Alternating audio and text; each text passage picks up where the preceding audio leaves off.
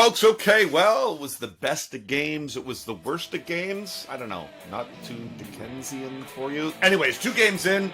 We've seen some good, some bad, and some ugly, and we're going to break it down for you right here on the OZone. You're in the offensive zone. Your place for Leafs hockey.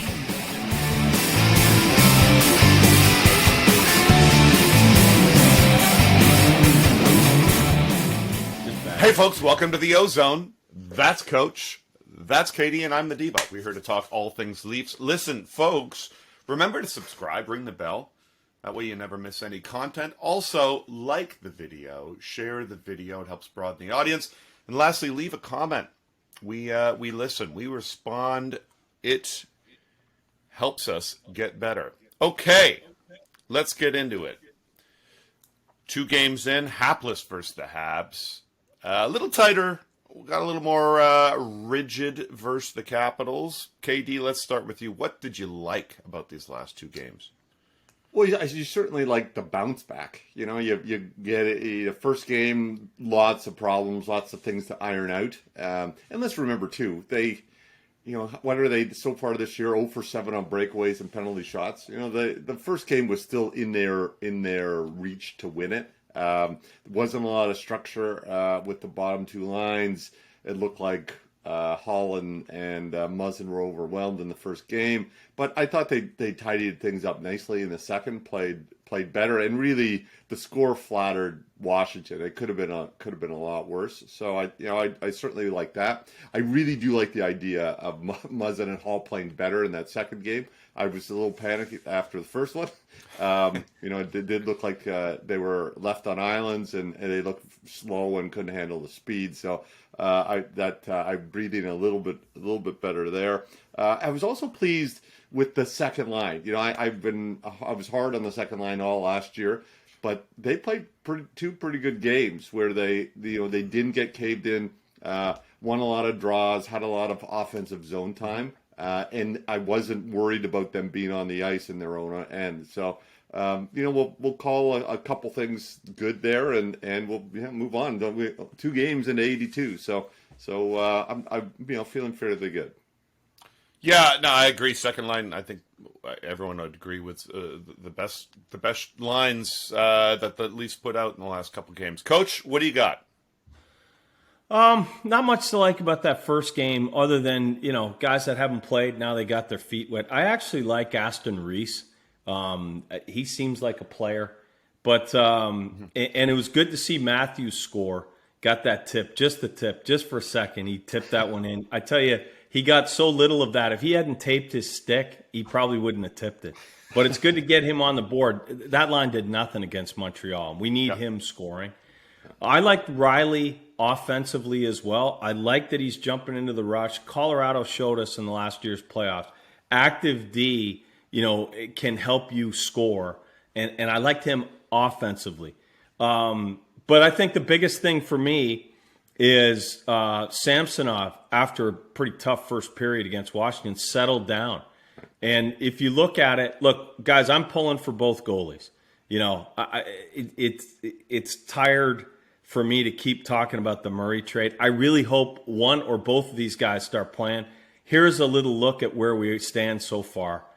Samsonov, he did make all the saves for the rest of that game. He's got a 2 goals against, and he was at a .923. That's pretty solid, especially given his cap hit. And if you look here, this is Murray, 4 goals against, an .826. We've talked about all year, just need league average goaltending. And between the 2 of them, that's about league average. We'll see how it plays out. I think Murray was supposed to get the start tonight against Ottawa. It looks like he might have left practice early, so we'll see. But, man, I hope this gets sorted out and both guys play well. Yeah, great call. Listen, I pretty much thought the D all of them looked awful in game 1, and the forwards were puck chasing a little bit. Which left the D hung out, I think, as KD put it. It was Muzzin's worst game that I've ever seen against Montreal. It was. Let's just turn the page on that, because that was hideous. We turn the page slowly for Muzzin. slowly. They certainly tightened up versus the Caps. I guess that's what I like. I thought both goalies played reasonably well. They both made actually they had to make big saves, but both of them also let in some softies. I'm really pulling for Murray to have a bit of a bounce back to his career. So we'll see what's going to happen there. KD, what didn't you like? Well, getting back to Muzzin and Hall. Actually, I thought on the penalty kill they were fantastic. They've been out there a lot of hockey the first two games. Mm-hmm. One thing I didn't like is that the Leafs are taking too many penalties. 9 penalties in 2 games, and most of them. It's one thing if you're over physical. These aren't over physical penalties. These are hooks. They're careless with their sticks. Mm-hmm. They're in bad position, and they're getting called. So we need to move our feet a little better. And the Leafs had good penalty killing last year, but one of the reasons why they was so good is because they very rarely took any. So I think they want to get back. If you're going to be a possession team and control the puck, you got to stay out of the box. So let's work on that. One thing that has me a little bit concerned too, I brought it up a tiny bit last year, but David Kampf has started poorly in the face-off circle. And you might say, well, it doesn't matter so much in the course of a game, but he's out there in his defensive end almost all the time. His line is a shutdown line that's supposed to keep the puck out of their net. He has to get himself above 50%, or Keith can't put him out as much as he wants to. And now you've got a problem. You have a line that you want to play defensively, and you can't put them out to start in their own end. So I'd like to see him. Hopefully he gets those draws going a little bit better. The first 2 games, the second line was pretty good in their own end and controlled the puck well. The first line, not so good. So we saw a lot of breakdowns there, a lot of puck time, especially against Montreal. Sometimes they just couldn't get the puck out of their own end. So a bunch of turnovers. I think coach might get to it, but we see Marner, certainly saw Bunting giving the puck up, not necessarily in their own end, but all over the ice. And I like to see that first line tighten up a little bit. I think if they get back into scoring a bit, teams will play off of them a little more, but that wasn't ideal. And then you're going to hear from this all year on the power play. We are back to playing our strong sides on the power play. As you know, it drives me nuts. We want to cross the wingers. We do that, again, for 2 reasons. You shoot faster. There's no catch and shoot. You can one-time it, and you're in a better position and better angle to hit the net in a better scoring position. So let's cross the wingers a little bit more and get more power play shots. Yeah, I mean, this isn't new stuff, Ovechkin, Bossy, Stamkos, they all shoot on the power play on their off wing. I mean, that's all right, Coach. Coach, what didn't you like? So I'm glad you mentioned Muzzin and Hall on the penalty kill. I thought Brody was good too. It takes some onions to stand or kneel down in front of an Ovechkin one time, or we did a good job preventing that. And those guys are good defensively. We're protecting a lead. If you notice the end of the Washington game, it went Muzzin and Hall, Brody and Giordano, Muzzin and Hall, Brody and Giordano to finish. And we end up with the win, and really not much high danger chances there in the last 2-3 minutes. So you may say, well, where's our $7.5 million guy, Morgan Reilly? Surely he should be out on the ice protecting a 1-goal lead. I'm going to show you 6 seconds of tape over 2 games as to why. I'd mentioned I liked his game offensively. He's jumping in the rush. Here's him defensively. The first one here, 4:09 left, second period against Montreal. Leafs are up 1. Okay, Bunting had just made an egregious behind-the-back, no-look turnover, leads to a 3-on-2. You can see here it's a 3-on-2. So Reilly's in the middle of the ice. Puck's down by the boards. Okay, 3-on-2. Caulfield's got the puck. We advance it a second. They've crossed the blue line. And it ends up being a 2-on-2. And Marner's the forward coming back. He's going to have that trailing forward for Montreal. Reilly does not see this. He's playing in the middle of the ice. His stick's in the middle of the ice. And he's giving Caulfield a little too much room here. He's playing the pass. So he's not recognizing this. It gets worse a second later at 4:06. So Reilly now, he's down. He's taking a pass away, but he's giving that shot away. Look, this is a horrendous goal by Murray. You can't score outside the dots in the NHL with a wrist shot. He does. But Reilly could help. He's got to be overplaying that. It should be that he's got to play that like a one-on-one. Everyone else is covered. He fails to recognize that. It's worse the next night. So the next night here, there's 6:12 left in the first, 1-1 tie, and Brody's got his man along the boards. The puck's there too, and Washington's sending a guy in to support. Reilly's in the middle of the ice. He's in great shape. He sees all 9 players on the ice in front of him. He's in good shape. A second later, that guy who's in support picks up the puck. Look where Reilly has gone. He's drifted back to between the hash marks. Why that's significant is that guy's coming at him with speed, and he can't back up anymore. The gap is too big. He has to stand still. If he had been up the ice a bit, he could sort of match that guy's speed and come over to him. But he has to stand still. And a second later, he hasn't moved, as you can see. And the other part of it is his stick is protecting against that cut-in instead of being stick on puck. Again, this is the exact same spot as Caulfield scored. You can't score from there. And he does. Samsonov, it goes through him. 2 terrible goals, but Reilly could help out. This is not how you want to play NHLD. If he wonders why he's not out there in late situations, it's because of stuff like this, guys. It drives me crazy. Yeah, that's a great breakdown, Coach, and it is concerning, I think, when you do commit that much cap to a guy who's essentially just a fourth winger in the first couple of games. I'm going to break down what I didn't like about or what I've seen this week. In Wednesday's coverage, Coach, we're going to have to get the lawyers involved again. Listen, it's the mainstream media. They always come for the OZone because of our hard-hitting reporting and our spectacular graphics.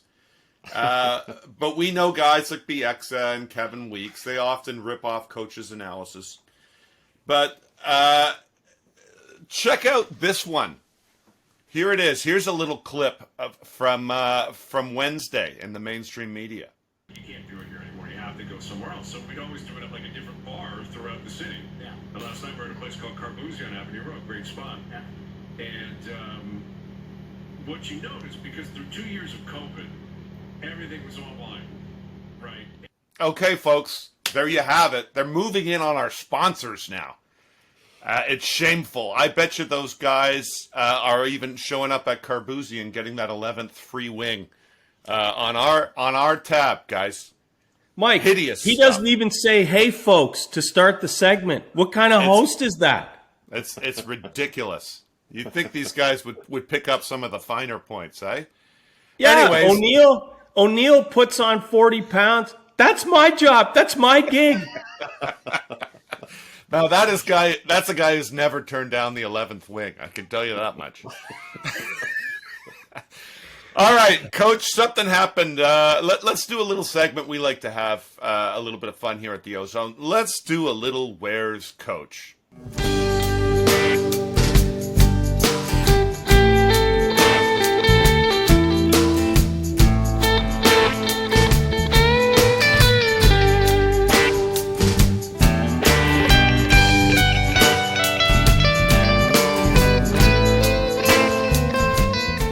All right, Coach, what do you got for us? Okay, so, hey, not so much a travel day, but I went down to Customs and Border Protection here. I became a U.S. citizen the other day. Here's a picture of me with the U.S. flag they give you. Guys, it's simply cheaper to get your citizenship than renew your green card. So now I'm a citizen. A benefit is I can vote. So looks like the next presidential election, I'm going to get the orange guy again, and then also Biden, who is, I got to look. He's going to be 80 in a few weeks. What a hey, is Doug Ford available? We got to tighten up this election here, but now I can't just slough it off. I got to vote, right? Hey, so I'm at this thing, and I get, they got security everywhere and stuff, and they got these guys and so one of these guys with the shades on, He's like this, and he comes up to me and he gives me an envelope. Check this out. He gives me an envelope. I don't know if you can see this, but it says, "Hey, from President Biden." Up here says the White House. Like he's got to put his return address on there. Maybe he forgets where he lives. I don't know. But so I go in and open it and check this out, fellas. Leaf Nation is everywhere. Everyone is a fan. This is what he sends me. Terrible overpay for Murray. Okay. Again, 46. That's my job. Okay. Anyway, thanks for the chirp. Yeah, nice, well done. Not to be outdone, I think we're going to get into one more little bit. Here's another little thing we like to do here on the Ozone. Dad, what's for dinner? Okay, so what's cooking? Yeah, we had a little event over at Chez Moise last night, and I got to admit, it was a little nerve-wracking. I've never cooked for a world champion before, but here we go. Cooking for four-time medalist Regan Devine last night. So we smoked up some ribs and some chicken. I cooked a 750-pound sirloin last night as well. Had some family over, sent everyone home with a little care package. Our fridge is not big enough. We still have a lot of leftovers. That's what we did last night. Nice to see everybody. Like my invite for co-host, not. Yeah, my invite must have been lost in the mail, fellas? Well, I guess the U.S. Customs wouldn't let that's right. I'm between passports right now. Yeah. Okay, folks, this is when we do what we do here on the Ozone.